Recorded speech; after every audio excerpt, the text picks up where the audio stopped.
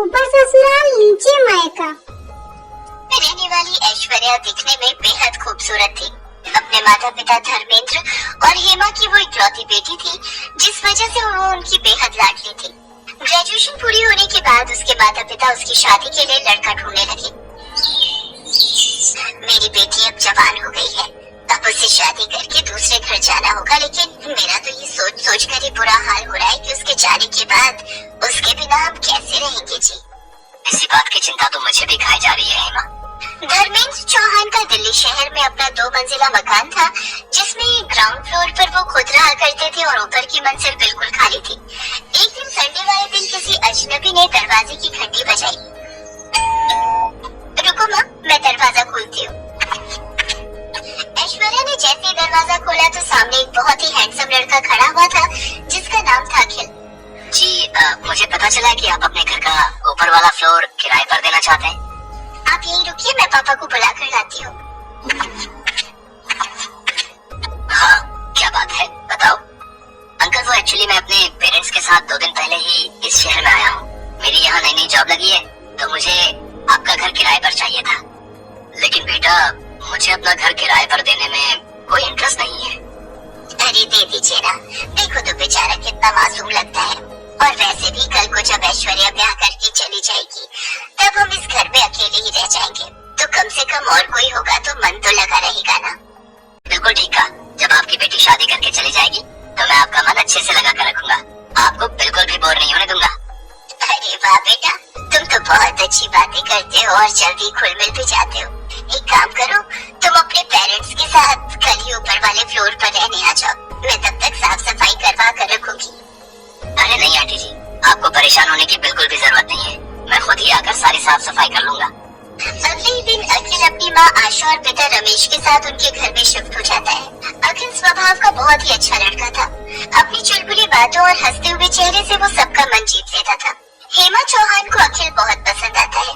अब अखिल को उस घर में रहते हुए कुछ दिन बीत चुके थे। एक शाम हेमा अपने पति धर्मेंद्र से कहती है, अखिल कितना प्यारा लड़का है ना। हाँ, आजकल के जमाने में भला ऐसे लड़के मिलते कहाँ हैं?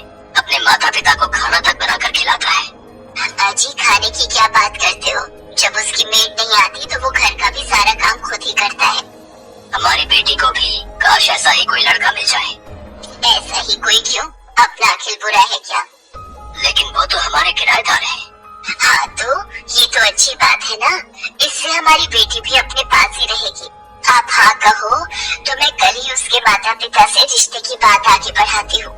हाँ ठीक है। फिर एक दिन मौका पाकर हेमा अखिल और उसके परिवार से इस बारे में बात करती है और फिर सबकी रजामंदी से दोनों की शादी हो जाती है।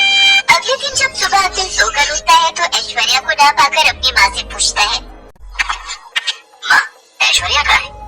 पता नहीं बेटा, मैं भी उसे ही ढूंढ रही हूँ। आज उसकी पग फेरों की रस्म जो है।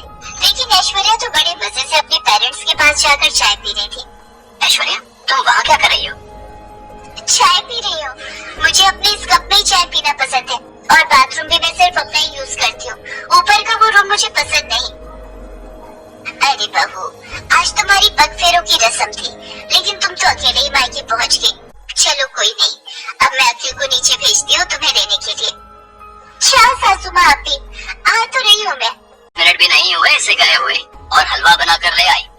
नहीं पापा जी, ये तो नीचे मम्मी ने बनाया था तो मैं ऊपर ले आई। बहू, अब वो तुम्हारा मायका है और ये तुम्हारा ससुराल। हाँ तो क्या फर्क पड़ता है? अच्छा वो सब छोड़िए और ये बताइए कि आप इस महीने का किराया कब दे रहे हैं? पापा ने कहा था आपसे पूछ लो। लेकिन बहू अब तो हम रिश्तेदार हैं, क्या अभी भी तुम्हारे पापा हमसे किराया लेंगे? हाँ पापा जी, मेरे पापा ना हिसाब के एकदम पक्के हैं।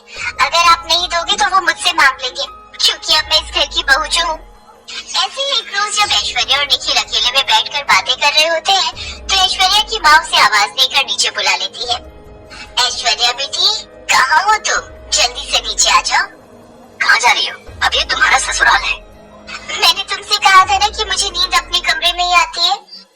इतना कहकर वो वहाँ से चली गई। अगले दिन अखिल घर का राशन लेने जा रहा था तो हेमा ने भी उसे अपनी लिस्ट पकड़ा दी। अरे दामाद जी, जरा ये मेरा भी राशन लेते आना। ठीक है आंटी, मेरा मतलब है सासू माँ। ऊपर वाले फ्लोर पर खड़े रमेश और आशा ये सब देख रहे थे। हे ऊपर ससुराल और नीचे मायके में ना जाने और क्या क्या दिन देखना पड़ेगा। ऐसे कुछ दिन बीत जाते हैं और ऐश्वर्या प्रेग्नेंट हो जाती है। घर में सभी ये जानकर बहुत खुश थे। देखते देखते उसे 7 महीने पूरे हो जाते हैं। उफ, यहाँ ऊपर वाले फ्लोर पर तो कितनी गर्मी है, एसी तक नहीं है यहाँ। मुझे ना इस प्रेगनेंसी में ये गर्मी बर्दाश्त नहीं हो रही, इसलिए अब मैं कुछ महीने अपने मायके, मेरा मतलब है नीचे ही रहूंगी, और जब बच्चा पूरे 3 महीने का हो जाएगा तभी ससुराल मतलब ऊपर आऊंगी। लेकिन ऐश्वर्या ये बात ठीक नहीं है। कोई बात नहीं बेटा, जाने दे बहू को, ऐसी हालत में इसे परेशान न कर। और ये 4 सीढ़ी नीचे तो जा रही है, जब तेरा दिल करे मिलाया कर इससे। नहीं मम्मी जी, ये बात ठीक नहीं, आखिर 10 दिन में एक बार मिलने आ सकते हैं। अरे आखिरकार वो मेरा मायका है ना, अखिल जी का रोज रोज वहाँ आना अच्छी बात नहीं। ठीक है बहू, जैसा तुम्हें ठीक लगे। काफी सोच विचार के बाद अखिल एक दिन धर्मेंद्र से मिलने नीचे जाता है। अरे आओ दामाद जी, आज मैं आपका दामाद नहीं बल्कि किराएदार बनकर आया हूँ। पापा हम ये घर खाली करना चाहते हैं। तभी ऐश्वर्या और हेमा भी वहाँ आ जाती है। लेकिन क्यों अखिल, ये मेरा मायका भी तो है। इसलिए तो खाली करना चाहता हूँ क्योंकि ऊपर ससुराल और नीचे मायके ने मुझे मेरी ही बीवी बच्चों से दूर रहने पर मजबूर कर दिया है। और हाँ, कल ही हम यहाँ से शिफ्ट हो रहे हैं अपने नए घर में, तो परसों मैं अपनी बीवी को लेने आऊंगा एक दामाद बनकर।